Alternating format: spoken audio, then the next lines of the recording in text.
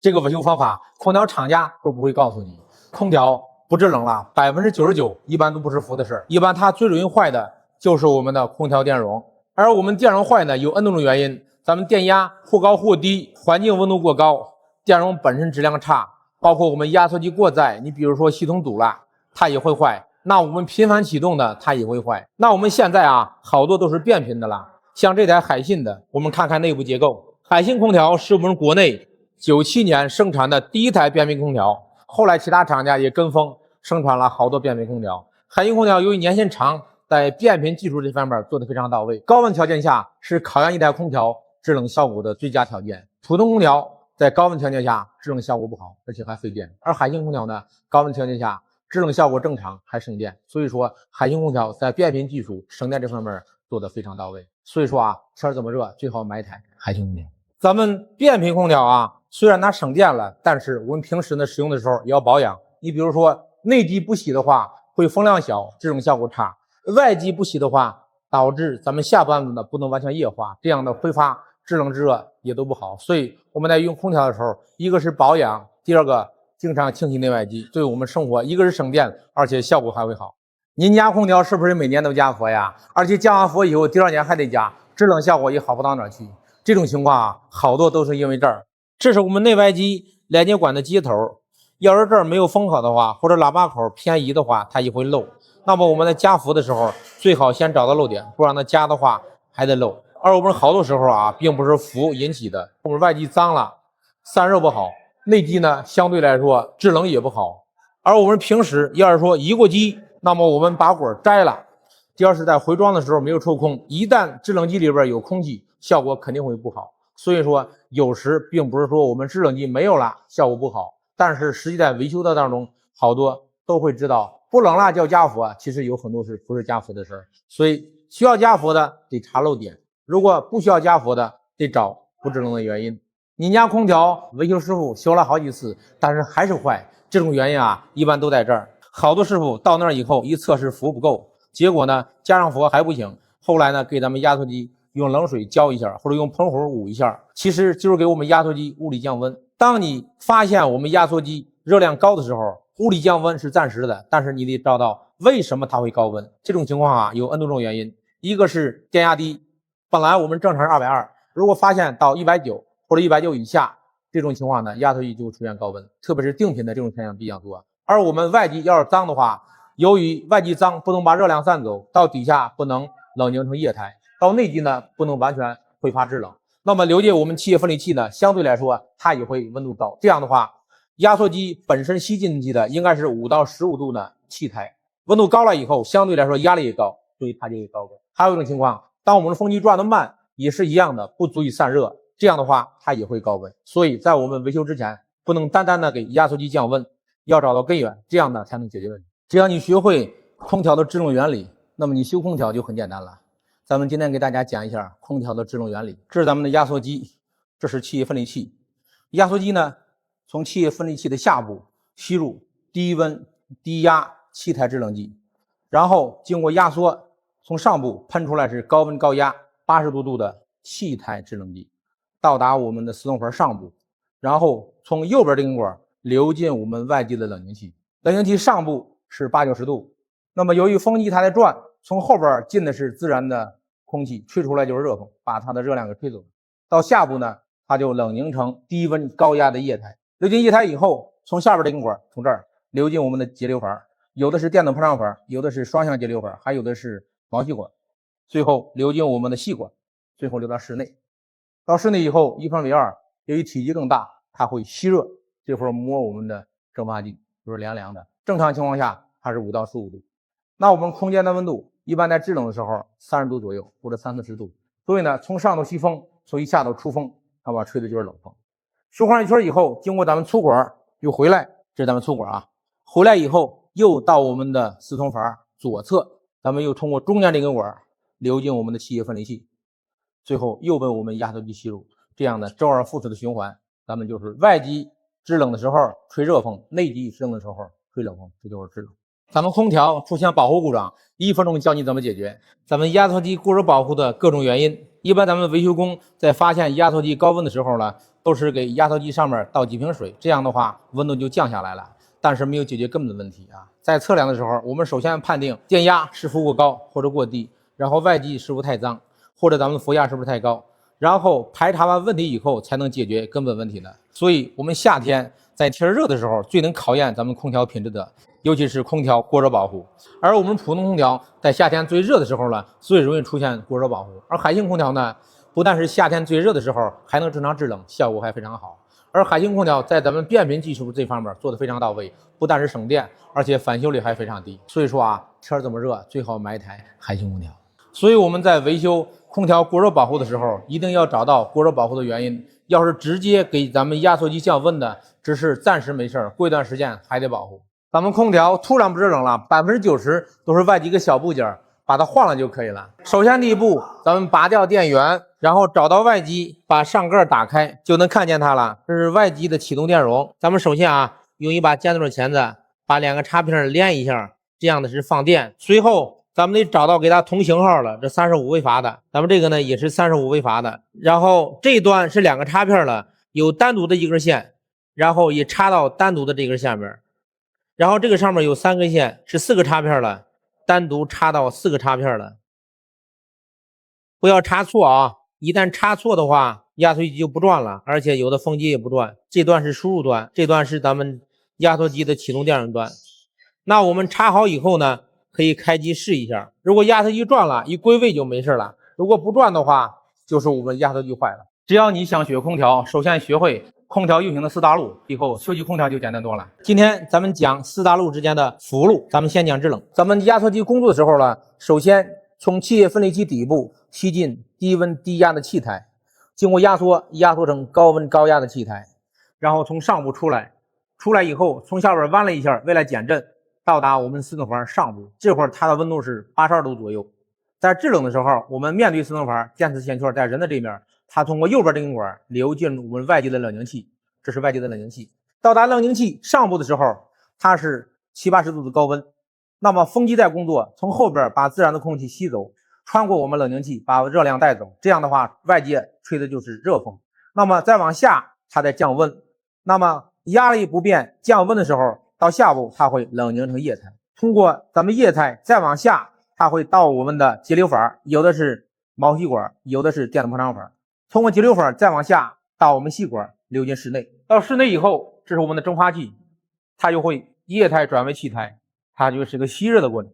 那么我们上部风从上部进来，下部吹走，这样的话，咱们从内机吹的就是冷风。转一圈回来以后，进入粗管，又回到我们外机3通阀，通过3通阀又流到我们的4通阀左侧，面对4通阀啊，这是左侧。由于小滑车了，它是在这边的，会通过左侧又流进我们4通阀最中间这根管，到我们气液分离器。所以呢，这会儿它的温度是5到15度。那么又一次被我们压缩机吸入，就让循环不断，会形成制冷。我们在修空调的时候啊，一个是通过内外机脏与不脏和咱们负压高低判断故障点，另外呢，还可以通过测试电流来判断故障点。咱们空调匹数不一样，它的电流也不一样。那么根据外界的环境负多少，都会影响它的电流。环境温度传感器在实时监测外界的温度，在我们监测外界温度高的时候呢，它才会升频的。正常情况下，我们制冷剂它冬天和夏天它的蒸发温度不一样，所以说夏天的时候制冷相对来说它用的电流稍微高一点，而冬天制热的时候它用电流稍微低一点。而我们外机冷凝器脏的时候呢，它也会电流高。由于外机脏，那么到下部呢，它不能完全散热，不会完全凝化成液态，流进内机以后，它不会完全的液态转气态，所以呢，到内机出的温度就会高，回流到我们粗管进到我们气液分离器，它现在一个是压力高，一个是温度高，那么压缩机呢吸进来的压力也高，气温也高，那么相对来说它就会使劲拉电流，这样的话时间长了，压缩机就会过热保护，这是一种情况。怎么卡？我们在工作的时候卡住咱们零线，根据我们正常值，要是说偏高了，就找偏高的原因；要是说偏低了，一个是服务不够，一个是内机太脏，它同样也会低。所以呢，我们在维修的时候啊，一个是通过负压，一个是通过卡电流，这样的判断故障最为准确。咱们以30度为例，你把这3种制冷剂它的参数、待机压力运行压力、排气压力说一下。22的这个制冷剂啊，咱那个待机压力啊是9个压力，然后运行压力啊是4.5个压力，排气压力啊是17个压力，然后410的这个制冷剂啊，待机压力啊是16个压力，然后运行压力啊是8个压力，排气压力啊是27个压力。咱那个 R32的制冷剂啊，待机压力啊是18个压力，然后这个运行压力是8.17个压力，排气压力啊大概是28个压力。它3个能不能互换？不能互换。不能互换的原因，一个是压缩机的压缩比不一样，再一个它的冷冻液不一样。对，是的。我们平时维修的时候，不管哪种制冷剂，都得想法把空气抽完了。对，这2个必须抽空。这个啊，一旦是不抽空的话，排空也可以。总而言之，都得把里边的空气赶出去。是的，老师，是吧？你一旦没有把空气排出去，一个是影响制冷效果，再一个空气太多或者比较长的话，空气里边有氧气，还会有爆炸的风险，是吧？对，所以我们在工的时候一定要规范操作。空调有问题不用找人修，一招教你起死回生。如果压缩机工作正常，风机不转，直接更换这个小方块，打开空调没反应，或者是一直工作不停，直接更换内机温度传感器。如果我们风机转，压缩机不工作，直接更换压缩机电容。如果我们夏天制冷正常，冬天不制热，直接更换四通阀。如果我们打开内机正常，外机整体都不工作，直接更换连接线。如果工作的时候外机哒哒哒哒哒哒来回响，就是风液不平衡，更换风液或者风机。如果发现细管结霜，缺少制冷剂，插完漏点以后加氟就可以了。如果发现粗管细管都结霜或者结冰，是内风机排风不畅。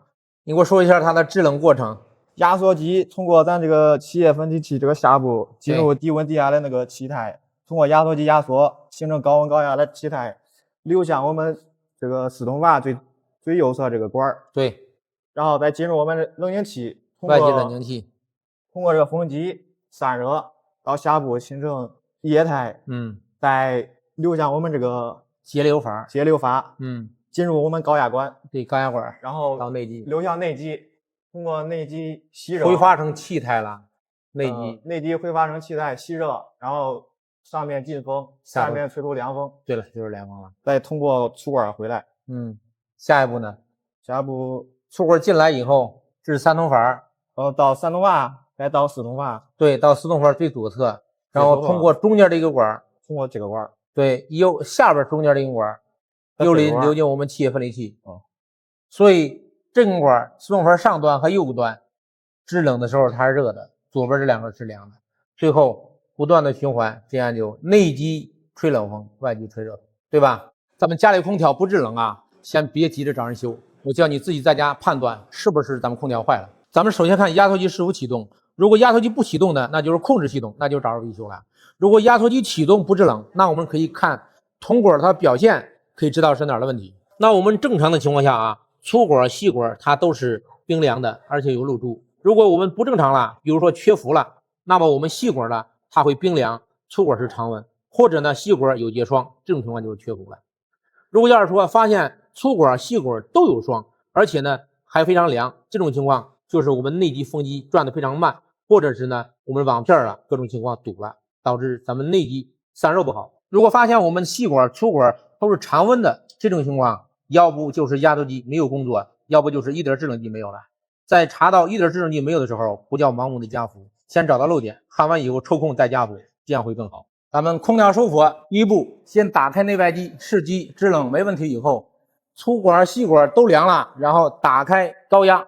粗管啊制冷的时候它是低压，细管在制冷的时候它是高压，然后用我们5毫米的内六角扳手把高压关了，然后关紧又看表30秒，30秒以后就把内机和咱们连接管里边的制冷剂都收到咱们外机了。等时间到了以后，我们把粗管一关就可以。现在时间到，上下都关死，避免漏。最后我们关掉电源，等咱们摆风完全闭合以后，拔掉电源就可以了。今天咱们教大家怎么更换万用主板，这是咱们通用板啊，这是咱们的共用零线，这是咱们内风机3个，一个火线，一个零线，一个电容，然后这是火线输入，这是压缩机输出，剩下的这是电辅热，这是咱们的外风机4通阀。咱们分别和内机几个插线端子接上以后，一插电就可以用了。这是咱们内机的一个管温，一个环温，换的时候没用，新主板上有。这是咱们霍尔，新主板它没有霍尔传感器，咱们显示面板换完了以后都是换新的了。这个是原来的风摆电机，风摆电机原来的和新的它照样可以用。这是主电源输入，这个拔的时候啊，它这有这个插片，一按的话它就自然松了，就拔掉了。这是压缩机输出，这是我们电辅热，这是外机零线的输出和咱们主电源输出。这个是四通阀，四通阀写着啊4V，是咱们外风机，写着欧阀 OFAN。另外这三根线，这是咱们内风机的火线输入，红色的是电容，这是咱们的零线。这个怎么找到的啊？通过咱们主板背部跑板也能找到，测这三个之间的阻值也能找到。那么在安装的时候，是咱们变压器输入和输出都插上，还有显示面板。另外呢，这一个是管温，一个环温。先找到主电源的零线，插在零线端子，这写这个零线。然后这是主电源的火线，火线这儿写这个 L 火线，插在火线上。这是主电源零线火线插上了。这个向外机输出的，这个是压缩机，上面表示的是 COMP 压缩机输出。这个是共用零线，插这就可以了。另外这两个外风机，刚才说了欧阀 OFAN， 这写了一个外风机欧阀，这一个是四通阀，写着4V。剩下这个是电辅热，电辅热呢，我们需要接两根线，这个不分正负，一根插在电辅热，另一根插在零线上就可以了，咱们都不带插了。剩下的这三根这儿写着呢，你看到没有？这儿写了一个零线，中间这儿写了一个内风机火线，这是一个电容，就是说白色的它是电容，黑色的是火线，红色的它是零线，直接和我们原来的风机对上就可以了。红色的这个是电容，给大家演示呢啊，中间呢是火线，这个火线是黄色的，这个是零线，零线是蓝色的，大家演示的啊，不漏电就可以了。我们在正儿八经给客户安装的时候，得绝对不漏电，包扎好。随后回装的时候，这个管温得插进去。如果插的时候孔大、管温小的话，可以用一个铜片挤一下，让它充分和铜片接触。这一个环温插在这儿就可以了。随后我们把风摆蓝色的这个是零线，我们这儿呢有6个插针，上面写着一个加号，这边是正极，边上的一个是负极。我们把它反过来，靠下侧插到6个插针就可以了。现在我们插电试试啊，打开自动模式啊，风机转了，内风机也转了，压缩机也转了啊，更换完成。在修空调的时候，感觉室内不凉，那么就该加氟了。结果一加氟呢，而且压力还不升，这种情况一般就是电动上阀卡了。那么我们电动上阀坏了啊，一个是线圈坏了，一个是阀芯坏了。那我们线圈坏了以后怎么检测呢？我们拿我们的万用表掰到组织档，给你书上电动上阀怎么测量好坏。一般我们测试一角和其他角都是45到50之间，如果有一个组织太大或太小，那它就坏了。那我们2、3、4、5之间随便相测都是90左右，那么这样就是正常的。如果偏差太大，就是线圈坏了。那么我们除了线圈坏了，阀芯它也是最容易坏的。如果我们发现阀芯坏了以后呢，一个是通过振动看能不能归位，一个呢是我们用磁铁倒着，这样能通过外界的力量让它倒回来，把阀芯开大一点。如果可以的话，把磁铁开大以后放到一边，然后把这个阀芯呢不要再往上套了，不能这样套了，也到一边，然后用胶带粘到一块，只是开到最大程度，在低频的时候它就不会小了。这是我们可以临时解决，最好把它换了。还有一种情况，我们就是直接把它更换，换了以后就能彻底解决了。1分钟教会你5匹外机怎么维修。如果风机转，压缩机不转，首先测量交流接收器上端和下端有没有220，如果有220，不转，直接更换交流接路器。如果没有220，更换咱们主板的继电器。如果我们一个风机转，一个风机不转，根据这个线直接找到管这个风机的电容，换了就可以了。如果上下2个风机都不转，直接更换风机的继电器。如果我们内外机都不工作，测量有没有电源，如果有电源不工作的话，看这个 S 线有没有跳频。如果我们有跳频不工作，一般就是外机坏。如果要是说没有跳频，一般就是内机主板坏。这是一个5匹定频的外机，给大家讲一下啊，每个部件的功能。这是一个外机供电的，这是主电源线进来以后 ，RST 这个3个380的，那么这些根零线。那我们内外机连接线的是靠一个火线一个零线，然后一个信号传递线，从内机通过一根信号线来通过这个主板控制外机的压缩机、风机和自动阀。那么我们这是个交流接路器，当我们调制制冷的时候，通过这个信号线告诉主板，然后主板呢会给这2根蓝线通电。这2根蓝线一个是 L， 一个是 N， 上边到这儿，下边是 N 到这儿。那么上下通电以后呢，交流接路器就会吸合产生磁场，那我们压缩机就工作了。那么这是风机，这是2个风机的电容线，这个一个继电器控制这2个风机，通电以后，咱们风机就开始工作。这是咱们制冷制热切换的自动阀，这根线呢在这儿，由这个继电器控制它。那我们制冷的时候，咱们压缩机从这儿是吸进机低温低压的制冷机气台，通过压缩以后压缩成高温高压的气台，通过这根管压到自动阀的上端，在这儿有一个高压开关，一旦它超过26个压就会报警，我们外机呢压缩机就不工作了。通过我们自动阀右侧这根管到我们外机这个接头，在制冷的情况下它是高压，那么制热的时候它就是低压了，所以冬天加火口也就是它。到我们外机以后，它分成10个分支，分别到我们外机的冷凝器。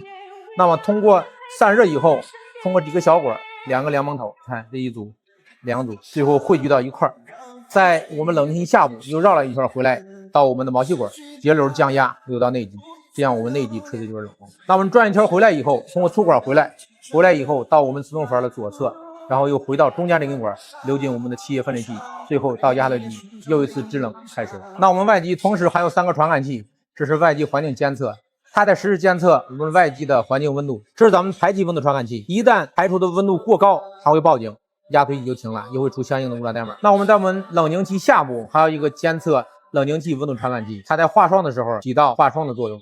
今天教你们空调一机，跟你书上的步骤一步一步来。空调拆机先收伏，先打开制冷，打开外机，所需的工具啊，2个扳手，一会儿看你们怎么用，一个螺丝刀，一个内六角。首先我们把细管关了它，关了以后停30秒，现在是8秒。听响声是不是响的比较轻了，是吧？好，时间到，把粗阀门再关了。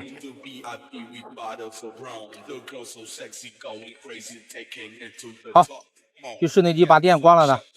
接这个管的时候啊，小管的话可以直接这样拧，你们也看着啊，小管这样拧问题不大。粗管的话，你得用一个扳手卡住它，不让它动，要不硬拧的话容易把它拧瘪了。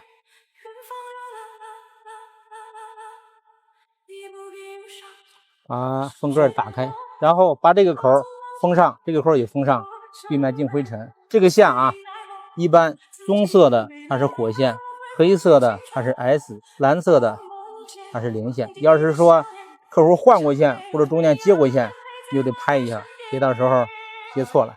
拆完了以后把盖封上，封上以后啊，把外机抬走。咱们3匹空调坏了怎么修，一招教会你。如果我们插上电以后空调没反应，应该怎么维修？首先测试这2个输入端有没有220，如果没有220，往上找电源；如果有220了，这2根线是供我们主板的，测试这2端有没有导通，是我们的保险。如果没有的话，把保险换了。如果保险炸了或者发黑了，你换上还得炸，那得找到后级哪儿短路了，换了就可以了。如果我们保险导通，那么后级呢找我们变压器，是我们变压器的输入。如果有输入220，那么输出呢是3组，2个12伏，一个8.8伏，在这儿呢，这2个是12伏，这个是8.8伏。如果有输入220，没有输出12伏或者8.8伏，那么就是变压器坏了，直接更换变压器。变压器变成2个12伏，一个8.8伏以后，通过3个电容，还有12个二极管变成直流，通过2个7812，一个7805，后续呢输出2个12伏，一个5伏。如果我们7805有输入没输出，直接更换7805。如果我们12伏呢有输入12.5，没有输出12伏，直接更换我们的3段稳压管。那么这2个线排呢是直接给我们显示面板通电的。如果我们检测这儿有一个基因地，这儿有个5伏，如果有5伏有基因地，那么显示面板不通电的，那就是显示面板坏了，直接更换就可以了。如果我们显示面板有显示插上电以后内风机不工作，首先监测我们这是个共用地线和这个高中低之间有没有220，如果没有220的话，那么就是主板没有给它导通，那就是继电机坏了或者主板坏了。如果我们测试这个风机的零线和高中低有220电压，那么风机要不转的话，我们跟这儿看测试电容，它上面是 4.5， 最起码先放电啊，看它有没有 4.5 微阀。如果容量不够的话，风机也不会转，那么直接更换电容就可以了。如果我们220电压也有，电容容量也够，而且风机还不转的话，那你就直接更换风机就可以了。我们下期去外机，直接给大家讲解各种维修方法。这是咱们3匹空调的外机，咱们把每个部件给大家讲解一下，以后坏了以后怎么修。这2个线是我们内外机同时通电以后并联220到我们交流就是一上端，没有通电的时候它上下不通，上下通了以后通过2个电容来驱动我们压缩机。那么压缩机不转的时候，首先我们监测这上下两端是不是导通，如果上下导通有220，压缩机不工作，看这2个电容它是否损坏。这2个是2个35的，同时并联到一块儿，够我们70微阀的，这样的话压缩机才可以工作。有任何一个坏的话，压缩机起不来。如果2个电容没有坏，上下也导通，把这个盖打开，看它中间是不是烧焦了。要是说接触不好的话，压缩机就不会启动。如果都没事，那就是压缩机坏了。如果我们测量上下不导通，而且这儿有220，那就是交流计录器坏了，直接更换交流计录器。那反过来说，如果这儿没有220，那么我们内外机它有一根线单门控制压缩机的，就是线断了或者是主板呢没有向外通电。这是咱们的风机，如果发现它转得慢的时候，测量这个电容是不是容量不够了。如果容量不够，会导致风机转得慢，那么随后呢就是压缩机过热保护，内机又感觉不良了。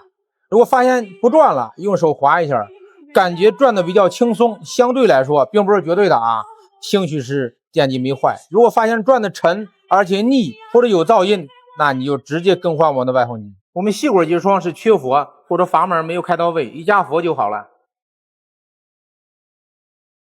我们一加佛，自然管就变了。我们粗管结霜是内机排风不畅或者管憋，清洗内机自然就化了。粗管细管都结霜，就是内机完全不排风或者风机不转，需要把进风口排风口完全能敞亮，或者风机不转的话更换风机就可以了。咱们以这个奥克斯的为例啊，如果在家呢风机转压缩机不转，那就是该换电容了。或电容怎么换呢？咱们给大家现场演示一遍啊。这个呢就是咱们国内的电容，咱们换之前呢先把空调电源拔掉，拔掉以后把这个上顶盖开，随后呢在这儿呢这就是电容，咱们把这个换掉。这个电容呢上面一个是2叉一个4叉的，如果您要是不知道这线头怎么接呢，我教给大家啊。你看拔一个，你看这个上面啊也是2叉了，是不是2个叉了？2个叉的拔掉还插到2个叉上面啊，4个叉的拔掉还插在4个叉上面。随后呢咱们下来试机，如果空调转了就没事了，如果不转的话有可能就是压缩机或者其他线路。这会儿呢把这个旧的拆掉，把这个归位就可以了，很简单。俺空调漏水了，救命啊，怎么办呀？快来快来！哎，你怕什么呢？这个不用着急，一般这种情况啊你平时一个人在家自己就解决了。咱们这会儿呢咱们用手伸到墙外，拿到咱们这个排水管，一般这种情况啊都是咱们空调啊排水孔堵了。这会儿呢有一个很好的解决办法，就是呢咱们用嘴对准那个孔来回一吹一吸，一吹一吸，里边呢脏东西呢它就吹开了。随后呢咱们把这个脏东西吹开以后往外一倒，它就没事了。没事，不用大惊小怪的。美的空调变频版，现在咱们播一下怎么拨码。首先得确认您原来的那个外机那个主板是直流风机还是交流风机。如果要是说在风机的插线端子旁边有电容的话，它就是交流风机。如果要是说你那个板子原来接线端子旁边没有电容，它就是直流风机。今天就以这个交流风机为例，这上面这两个是插电抗的，下边的4根线是接公用端的。这个黑色的是 S， 蓝色的接 N， 红色的接 L， 另外这个是 D 线。然后这个接线端子呢是插外风机的，然后这个红色的端口这是电子膨胀阀。目前这个插的是温度传感器，分别是室外温度传感器、排气温度传感器、吸气温度传感器。咱们接的时候哪个颜色对哪个颜色就可以了。然后这是拨码的。另外这3个端子和这3个端子，因为咱们分2个型号，如果您原来的那个插线孔是铁片的，直接对上颜色就可以了。这旁边都有写着黑、红、蓝，对颜色插上就可以了。如果您原来那个端子是塑料插口的话，直接插上就行。这2个都是连着线的啊，你可以看线路可以看到一块儿。下一步咱们说怎么拨码。这个蓝色的区域是 SW2 区，红色的区域是 SW1 区。首先看说明书。第一，如果你是2级、3级能效的话，直接拨0就可以了。什么是0呢？就是说这个端向下就是0，如果掰上去呢就是1，掰的时候必须掰到位啊。首先如果要是说2级、3级能效的话，就直接拨到0就可以了。然后咱们2是选择的是机型，如果要是说咱们那个空调是1匹半的，型号显示32或者35的机型，直接拨到0就可以了，目前就是0。然后3是显示咱们是用的什么佛，要是32的佛或者电抗器是 R85225L 这个电抗器的话，直接拨1。拨1就是说把这个码拨到上，但是得听到响声啊才能拨到位，如果拨不到位的话它是不会工作的。然后咱们看4是降噪功能，这个可以暂时不拨啊，它也不会影响的。如果咱们买的是正规的美的1匹或者1匹半的空调，基本上所有的压缩机型号这个表上都有，根据咱们压缩机的型号来拨码。咱们以这个 DA89M1C-30EZ 以这个为例，咱们拨一下码啊。首先看1区，1区呢是拨1，看这个1区，1的话需要拨上去，这个1就拨上去了。然后2区呢也是1，目前就是1，已经拨上去了。然后咱们看3区呢，3区也是1，就拨上去了啊，3区就是在上面就是1。随后看4区是0，咱们把这个4区拨下来就可以了，4区拨下来，听嘣一下就拨到位了啊。然后咱们看5区的话也是0，咱们把5区拨到0就可以了，就等于说这个空调压缩机目前型号是对了。随后6区呢，咱们是风机。首先看说明，如果 ZKFN-34-10-1型号的风机呢，风机端子就是白色的，拨0就可以了。如果要是说咱们风机呢是 ZKFN-34-10-1型号的直流风机，风机的端子就是红色的，这样的波翼就可以了。咱们根据自己的空调、风机的情况，把这个波膜拨到位就可以了。随后咱们启动外机就完成任务。就这样打，来我教你，这是紧的，然后这是倒的，会了没有？这就是专用扳手，能转动你就可以把它拿掉了。可以了，对，这也要拔吗？拔掉，把这个一块拿掉，往外拿。这都拿掉。对，整个都拿掉。咱们冬天加氟第二种就是把空调开成制冷，然后把室内感温用手捏住，或者用毛巾倒上热水，把感温包住，让感温感到室内温度很高。这会儿外机它就启动了，开始加氟。这会儿咱们感到回路，就是这个粗管很冷的时候，咱们把空调关了，调成制热。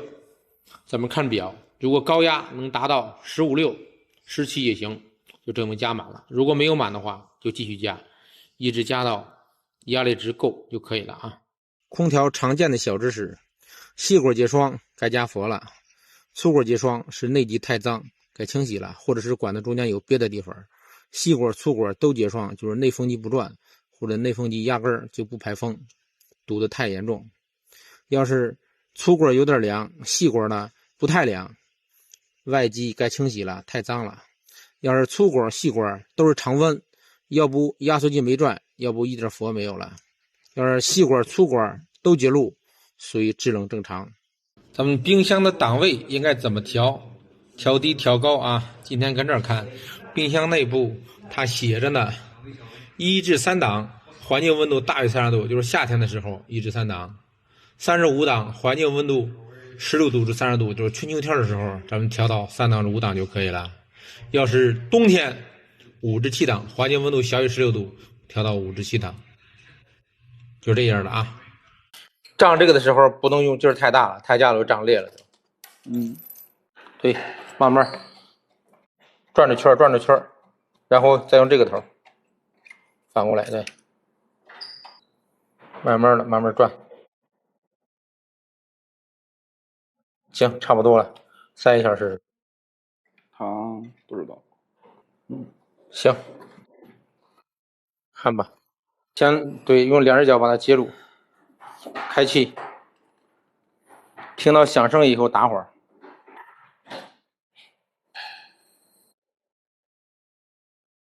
再开，对，可以了。再开，好，拨号可以了。来看台。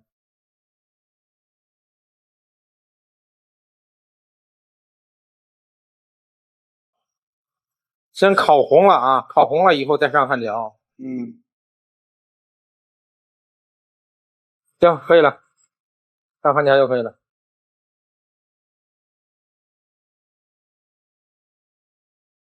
OK， 刚焊完以后，焊枪不能直接地板，放到空处啊，这样不会把地板给烧糊了都。